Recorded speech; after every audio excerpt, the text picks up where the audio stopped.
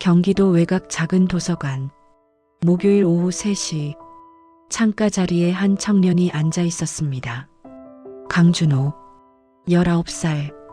낡은 후드티 입고 조용히 책을 읽고 있었습니다.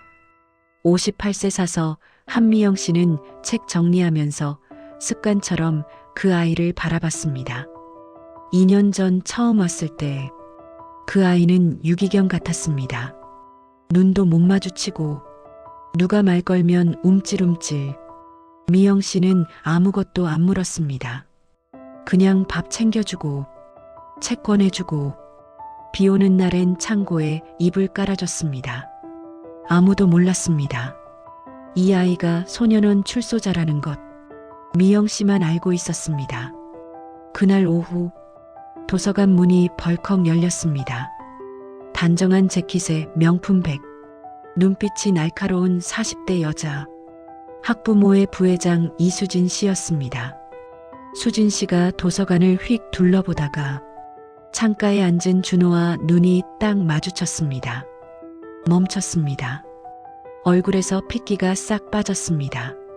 3년 전 아들 코뼈를 부러뜨린 그 얼굴, 악몽에서도 못 지운 그 얼굴이 바로 눈앞에 있었던 겁니다.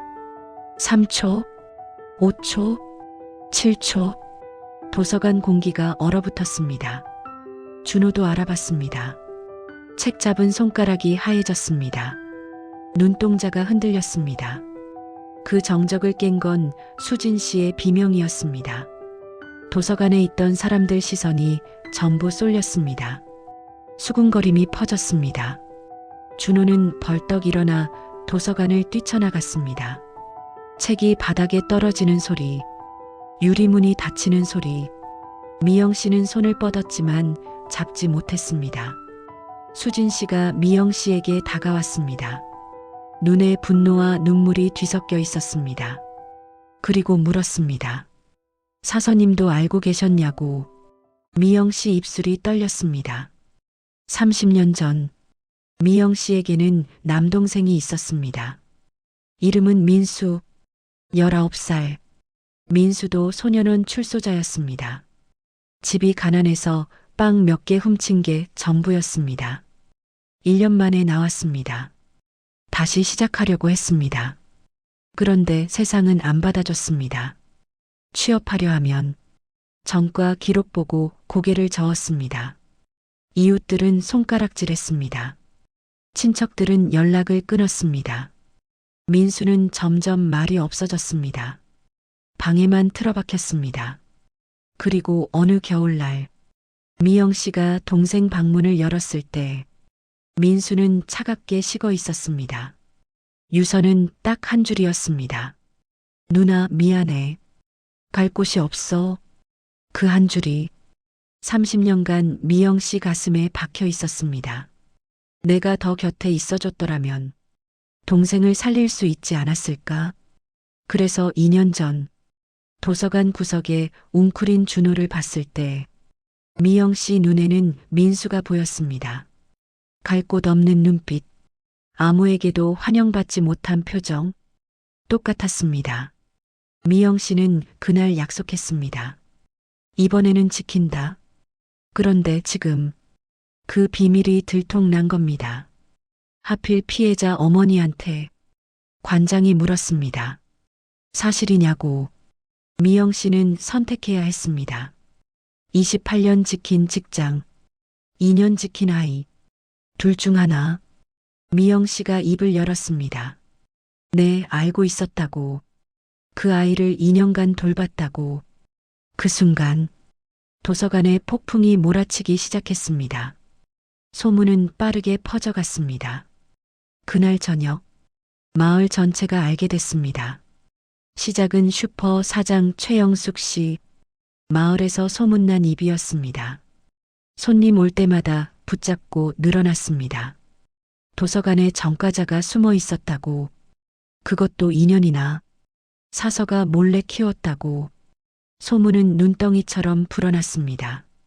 어떤 사람은 준호가 강도래요. 어떤 사람은 칼 들고 다녔대요. 하루 만에 준호는 전과자가 됐습니다. 근데 정작 그날 사건, 아는 사람이 없었습니다. 3년 전, 준호는 평범한 고이였습니다. 아니, 평범하지는 않았습니다. 아버지가 알코올 중독에 술만 마시면 아들을 때렸습니다. 8년간, 거의 매일, 어머니는 준호가 8살 때 도망갔습니다. 폭력 못 견뎌서 아들 하나 남겨두고 8살짜리가 하루 종일 현관 앞에 앉아서 엄마가 올 줄 알고 기다렸으나 그날 이후 엄마를 볼 수는 없었습니다. 그러다 고2 때 일이 터졌습니다. 같은 반 이민준, 공부 잘하고 집안 좋은 애, 인기도 많았습니다. 근데 이 민준이가 준호한테 시비를 걸었습니다. 준호 아버지가 골목에서 술 먹고 뻗어 있더라고. 흉내까지 내면서 비틀비틀 술 취한 척하면서 애들이 웃었습니다. 민주는 거기서 안 멈췄습니다. 엄마는 왜 도망갔냐고. 알코올 중독자 남편이랑 못 살겠으니까. 애도 버리고 튄 거 아니냐고. 그 순간 준호는 아무것도 보이지 않았습니다. 8년 동안 참아온 게 터졌습니다. 주먹이 나갔습니다.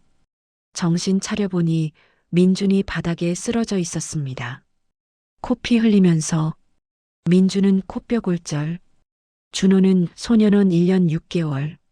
재판 때 민준이가 먼저 시비를 걸었다는 얘기를 포함하여 준호는 아무 이야기도 하지 않았습니다. 어차피 들어줄 사람 없으니까.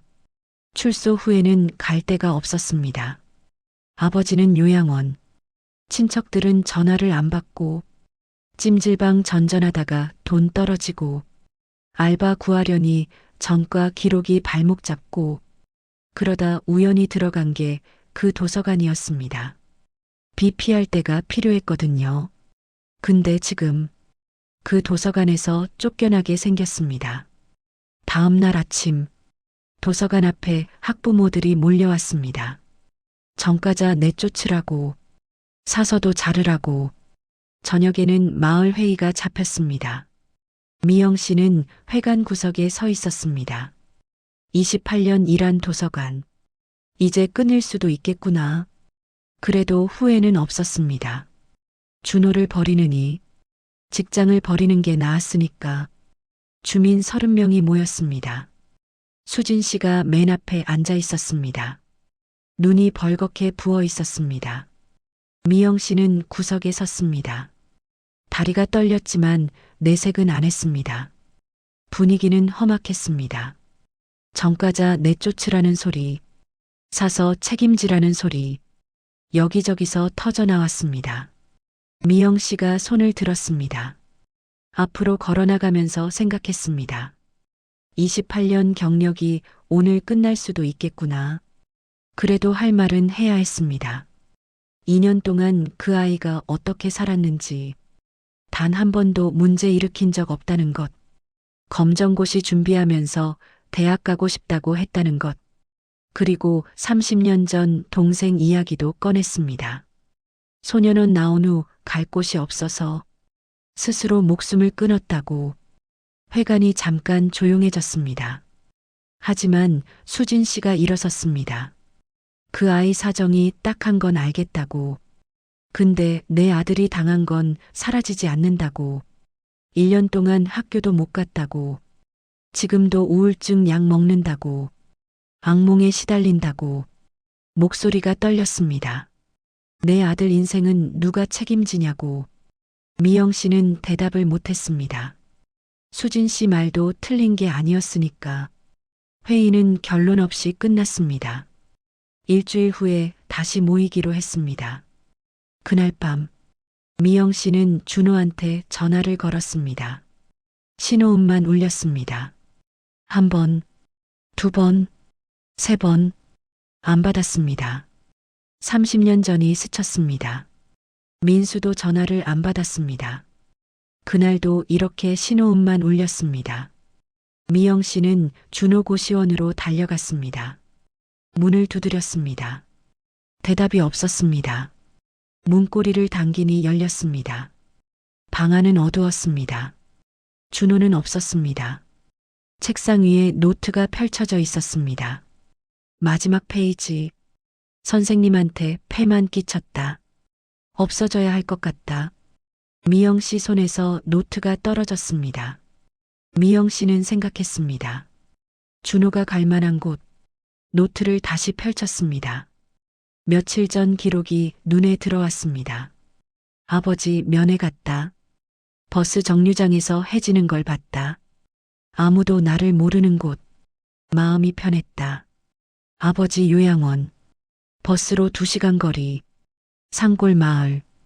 미영 씨는 막차를 탔습니다. 밤 11시.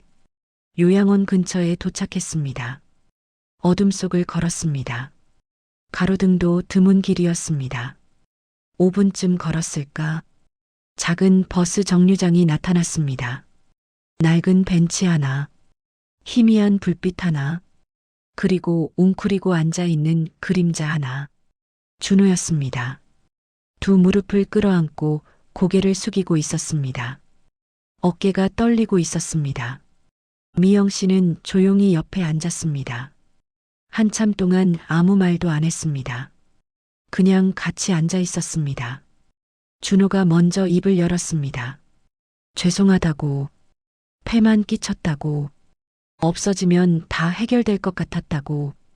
미영 씨는 준호 손을 잡았습니다. 얼음장 같았습니다. 30년 전 민수한테 못해준 말, 오늘은 해야 했습니다. 도망가면 진짜 끝이라고, 아직 안 끝났다고, 선생님이 지켜줄 거라고. 준호 눈에서 눈물이 흘러내렸습니다. 한참을 울었습니다. 소리 없이. 미영 씨는 등을 쓰다듬었습니다. 아무 말도 안 했습니다. 그냥 곁에 있어줬습니다. 마을회의 이틀 전, 수진 씨 집에 아들 민준이가 찾아왔습니다. 대학생이 된 민준이. 3년이 지났는데도 아직 트라우마에 시달리고 있었습니다. 근데 이날, 민준이가 이상한 말을 꺼냈습니다. 엄마, 할 말이 있다고. 3년 전 그날, 자기가 먼저 잘못했다고. 수진 씨 얼굴이 굳었습니다. 민준이가 털어놨습니다. 준호 아버지 흉내 내면서 놀렸다고. 술 취한 척 비틀거리면서 비웃었다고. 도망간 엄마 얘기까지 꺼냈다고. 맞을만 했다고. 맞으면서도 그 생각했다고. 근데 무서워서 말 못했다고.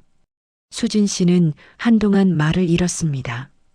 그리고 또 하나. 수진 씨 딸 민서. 고등학생인 민서가 학교에서 왕따를 당하고 있었습니다. 같은 반 애들한테 돈 뜯기고 맞았습니다. 민서는 말 안 했습니다. 오빠 일로 엄마가 힘들어하니까 또 걱정 끼치기 싫었던 겁니다. 근데 며칠 전 민서가 골목에서 또 당할 뻔했습니다. 그때 지나가던 누군가가 끼어들었습니다. 가해자들을 쫓아냈습니다. 그게 준호였습니다. 준호는 민서가 누군지 몰랐습니다. 그냥 당하는 애가 있으니까 도와준 겁니다. 3년 전 아들을 때린 그 애가 3년 후 딸을 구해줬습니다. 수진 씨는 밤새 잠을 못 잤습니다. 마을회의 당일, 주민들이 다시 모였습니다. 분위기는 일주일 전과 비슷했습니다. 근데 이번엔 달랐습니다. 수진 씨가 손을 들었습니다. 모두가 숨을 죽였습니다. 당연히 준호 쫓아내라고 할 줄 알았습니다. 근데 수진 씨 입에서 나온 말, 아무도 예상 못했습니다. 3년 전 그날, 먼저 시비 건 건 준호가 아니라 내 아들이었다고. 회관이 술렁거렸습니다. 수진 씨가 말을 이었습니다. 내 아들이 준호 아버지를 놀렸다고. 도망간 엄마까지 조롱했다고. 며칠 전에야 진실을 들었다고. 그리고 하나 더. 내 딸이 학교에서 왕따 당하고 있었다고. 골목에서 맞고 있을 때 구해준 사람이 있었다고. 그게 준호였다고. 회관이 조용해졌습니다. 수진 씨 눈에 눈물이 고였습니다. 아직 용서는 모르겠다고. 근데 저 아이는 변했다고. 그건 인정한다고. 피해자 민준이도 앞으로 나왔습니다. 준호를 똑바로 쳐다봤습니다.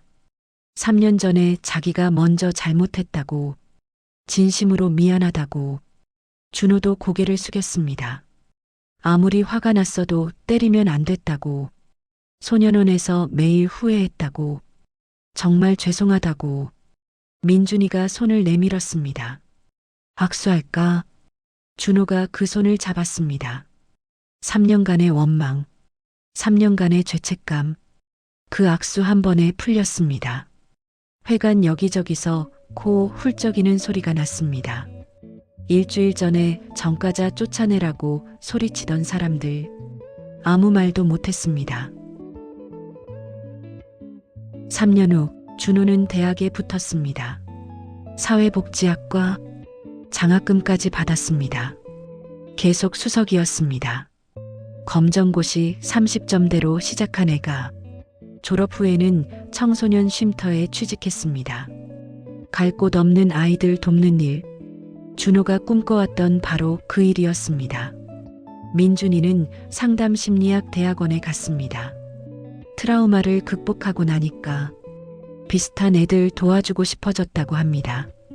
수진 씨는 학교폭력 피해자 가족 모임 대표가 됐습니다. 미영 씨는 아직 그 도서관에 있습니다. 30년째 같은 자리, 창가에 새로운 아이가 앉아 있었습니다. 17살 김하은, 부모 이혼하고 할머니마저 돌아가시네. 갈 곳 없어서 도서관에 왔습니다. 미영 씨가 물 한 잔을 건넸습니다. 괜찮다고, 여기 있어도 된다고. 30년 전 민수한테 못 해준 말, 2년 전 준호한테 해준 말, 오늘 또 하고 있었습니다. 준호가 가끔 도서관에 옵니다. 방학 때마다 자원봉사하러. 하은이한테도 말해줬습니다. 나도 여기 있었다고. 나도 갈 곳 없었다고. 근데 괜찮아졌다고. 미영 씨는 그 모습을 지켜봤습니다. 받은 걸 다시 주는 거, 끊어지지 않는 거, 이게 자기가 바랐던 거였습니다. 살면서 손 내밀어줬으면 하고 후회되는 사람 있으신가요? 아니면 누군가 손 내밀어줘서 인생이 바뀐 적 있으신가요? 댓글로 남겨주시면 다 읽어보겠습니다. 오늘도 끝까지 봐주셔서 감사합니다. 구독과 좋아요 부탁드립니다.